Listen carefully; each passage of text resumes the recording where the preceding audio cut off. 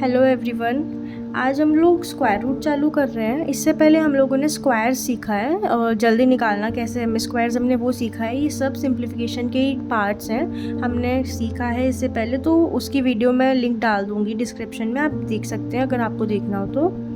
अब हम लोग स्क्वायर रूट चालू करते हैं, ठीक है। हमें पता है स्क्वायर रूट निकालना कितना टाइम लगता है एक स्क्वायर रूट निकालने में, वो भी अगर इतने लंबे नंबर्स हैं तो उनका स्क्वायर रूट निकालने के लिए तो आपको 1 मिनट मिल रहा है सॉल्व करने के लिए। आप 1 मिनट में तो स्क्वायर रूट ही निकाल पाओगे, तो हम इतना टाइम नहीं दे सकते। हम जल्दी कैसे निकालना है ये देखते हैं। तो देखो, हमें ये पता है कि किसी भी नंबर के ऊपर ये सिंबल है, अगर ये स्क्वायर रूट का सिंबल है, ठीक है, या फिर किसी भी नंबर के ऊपर 1/2 पावर डली हुई है, या फिर किसी भी नंबर के ऊपर 0.5 पावर डली हुई है, तो वो स्क्वायर रूट होगा, ठीक है। हमें फिर उसका स्क्वायर रूट निकालना होगा। एक और बात, हमें ये पता है कि ये जो नंबर्स हैं 1 स्क्वायर, 2 स्क्वायर, 3 स्क्वायर, इनकी वैल्यूज़ क्या होती हैं हमें पता है। नहीं पता तो हमें याद करनी है, ठीक है। हमें पता होना चाहिए कि 4 का स्क्वायर 16 होता है, 7 का स्क्वायर 49 होता है, ऐसे करके, ठीक है। अब हम ये देखते हैं निकालना कैसे है। पहले मैं थोड़ा स्टेप वाइज सिखाऊंगी, फिर हम जल्दी करेंगे, ठीक है। तो अभी हम इसको देखते हैं। हमें क्या है, √2401, ठीक है। हम क्या करेंगे, पहले हम 2 पार्ट्स में डिवाइड कर देंगे। इस चीज़ का ध्यान रखना, नंबर कितने भी डिजिट का हो, हमें हमेशा राइट साइड पे 2 ही डिजिट्स रखनी है और इस साइड सारी बची हुई डिजिट्स, ठीक है। तो यहाँ पर हो गया 2 पार्ट्स में डिवाइड। अब हम क्या करेंगे, हमें ये देखना है कि 1 मतलब हम इसकी यूनिट डिजिट देखेंगे। तो अब ये जो यूनिट डिजिट है ये कौन कौन से स्क्वायर्स में आती है। जैसे कि 1 का स्क्वायर 1 होता है और 9 का स्क्वायर 81 होता है, तो इनकी यूनिट डिजिट 1 है। अब ऐसे मत करना कि हमें पता है 0 1 है, 1 का स्क्वायर 1 होता है तो हमने डायरेक्ट 1 लिख दिया। ये इसमें ठीक है, शायद चल सकता है, लेकिन हर क्वेश्चन में ये चीज़ नहीं चलेगी। तो जो मैं बता रही हूँ हमें उसी तरीके से सॉल्व करना है, ठीक है। अब 1 हमें पता है, एक तो 1 और एक 9। हम ये करेंगे, ठीक है। 1 का स्क्वायर 1 होता है, 9 का स्क्वायर 81 होता है, दोनों की यूनिट डिजिट में 1 आता है, ठीक है। दूसरी चीज़ जो हम करेंगे, अब हम 24 देखेंगे। 24 कौन से दोनों स्क्वायर्स के बीच में आता है, ये देखो पहले। तो किन किन स्क्वायर्स के बीच में आता है, आई थिंक 24 आएगा 4 का स्क्वायर जो कि 16 होता है एंड 5 का स्क्वायर जो कि 25 होता है, ठीक है। इन दोनों के बीच में ही आएगा, इन दोनों के बीच में ही आता है अपना 24, ठीक है। अब हम क्या करेंगे, हमेशा जो हमने 2 नंबर्स चूज़ किए हैं उसमें से छोटा वाला नंबर ही हम लोग चूज़ करेंगे, मतलब छोटा वाला ही लिखेंगे। तो 41 49, ठीक है। इन दोनों में से कोई एक होगा जो आंसर होगा। अब क्या करेंगे, अब हम देखेंगे हमारे 2 नंबर्स कौन से थे, 4 और 5। 4 5 ज़ा 20 होता है, ठीक है। अब हम ये देखेंगे इन दोनों में से कौन से दोनों नंबर्स, मतलब इन दोनों में से अब हम ये देखेंगे कि जो 2 नंबर्स हैं हमारे पास 4 और 5, हमने इन दोनों का मल्टीप्लाई किया 20। अब हम ये देखेंगे कि जो हमारा जो नंबर है वो इससे बड़ा है या छोटा। हमारा नंबर 24 है, यहाँ पर है 20, 24 बड़ा है 20 से, तो हम इसमें से बड़ा वाला जो है वो चूज़ कर लेंगे। इसका आंसर आ जाएगा 49, ठीक है। इसका आंसर आएगा 49, ठीक है।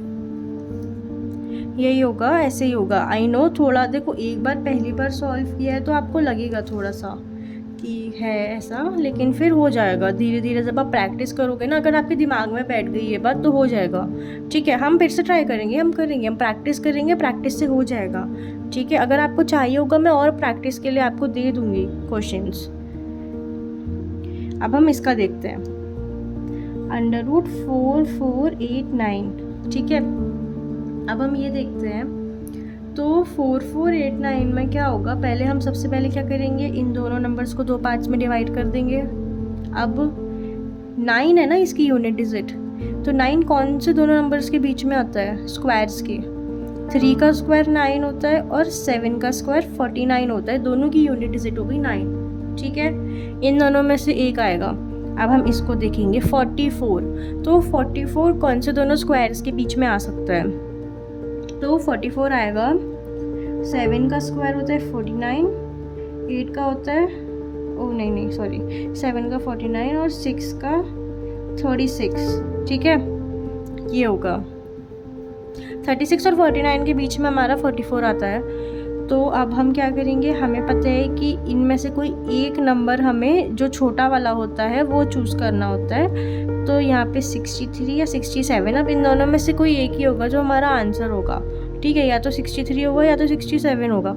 नेक्स्ट स्टेप मैंने क्या बताया था, हमारे पास जो दोनों नंबर्स हैं, अब उन दोनों नंबर्स को हम मल्टीप्लाई करेंगे।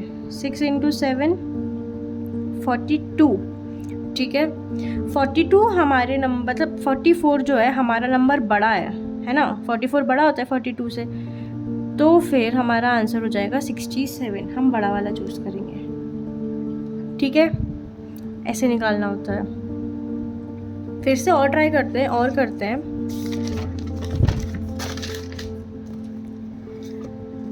अब जैसे ये है, ठीक है, हम इसको करते हैं अच्छे से। मैं एक बार और फिर से स्टेप बाय स्टेप बताती हूँ अच्छे से, अगर कोई भी कन्फ्यूजन हो तो, ठीक है। √7744 है, ठीक है, 2 पार्ट्स में डिवाइड किया, ठीक है। यूनिट डिजिट है 4, कौन से स्क्वायर है जिनकी यूनिट डिजिट में 4 आता है? 2 का स्क्वायर 4 होता है, और 8 8 से 64, 8 का स्क्वायर 64 होता है, तो 8, ठीक है। अब हम देखेंगे 77 कौन से दोनों स्क्वायर्स के बीच में आता है, ठीक है।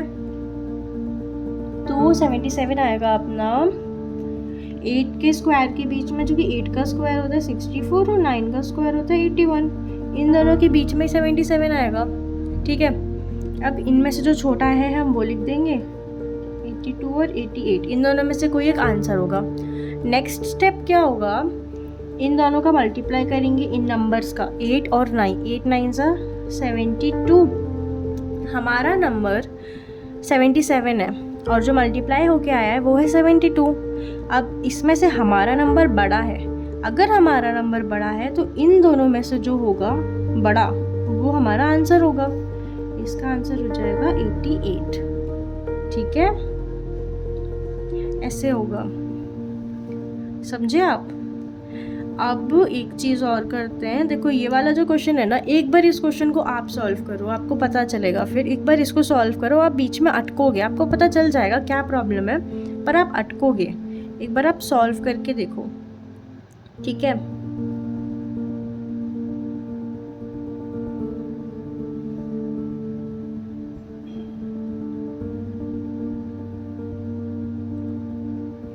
चलो मैं बताती हूँ, देखो पहले वही डिवाइड किया, 96 6 है यूनिट डिजिट, किस किस में आती है 6, एक तो 4 में आएगी, 4 4 से 16, और 6 में आएगी 6 6 से 36, ठीक है। ये तो पहला स्टेप हो गया। दूसरा स्टेप होगा 12 के लिए निकालना है हमें दो नंबर जिनके स्क्वायर के बीच में 12 आता है, तो 12 आएगा अपना 3 का स्क्वायर जो कि होता है 9 और 4 का स्क्वायर जो कि होता है 16, इन दोनों के बीच में, ठीक है। हमेशा छोटा वाला चूज़ करना है, छोटा वाला लिख दिया, ठीक है। अब क्या करेंगे, हम इन दोनों को मल्टीप्लाई करेंगे, 3 4 जा होता है 12। अब ये देखो यहाँ पे 12 सेम है और हमारा जो नंबर था वो भी सेम है, 12 ही है। तो अब हम इसमें क्या करेंगे, हमें पता है अगर हमारी वैल्यू छोटी है तो हम छोटा वाला चूज़ करेंगे, अगर बड़ी है तो बड़ा वाला। लेकिन अगर सेम आ जाता है, हमेशा ध्यान रखना, अगर बाई चांस मल्टीप्लाई करके नंबर सेम आता है हमारे नंबर से, तो हम हमेशा बड़ा वाला चूज़ करेंगे, ठीक है। ये रूल है, इसको याद कर लेना, हम हमेशा बड़ा वाला ही चूज़ करेंगे। तो इसका आंसर 36 होगा, ठीक है। अब ये है, अब एक काम करते हैं, हम इसको थोड़ा सा जल्दी करते हैं, इतना सारा तो हम लिख के एग्ज़ाम में सॉल्व नहीं करेंगे, ठीक है। तो हम क्या करेंगे, 7056 है, 2 पार्ट्स में डिवाइड किया।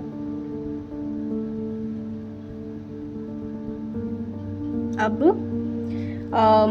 6 है, हमें पता है कि 6 आता है, एक 4 में आता है, एक 6 में आता है, ठीक है।